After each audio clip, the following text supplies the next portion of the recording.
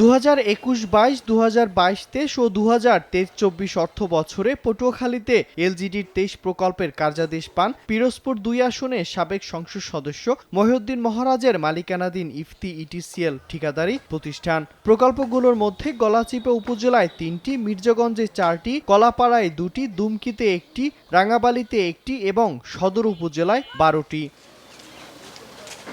2024 সালের 5 আগস্ট সরকার পতন হলে পালিয়ে যায় ঠিকাদারি প্রতিষ্ঠানের লোকজন। সরজমিনে দেখা যায় কোনো প্রকল্পের ড্রেনের কাজ অর্ধেক করা হয়েছে, কোনো সড়কে খোয়া ফেলা হলেও রোলার দিয়ে লেভেল করা হয়নি, কোনো সড়ক কার্পেটিং করা হয়নি, আবার কোনো সড়কে শুধু মাটি কেটে বেড তৈরি করা হয়েছে। এতে বর্ষা মৌসুমে খানাখন্দের সৃষ্টি হয়েছে, চলাচলে ভোগান্তিতে পড়েছেন এলাকাবাসী।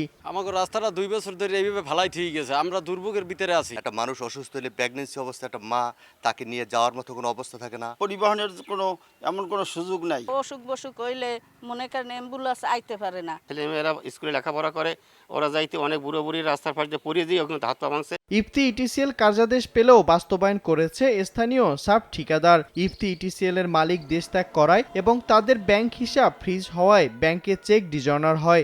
এক পর্যায়ে এলজিইডি কার্যাদেশ বাতিল করতে চাইলে মামলা করেন সাব ঠিকাদার।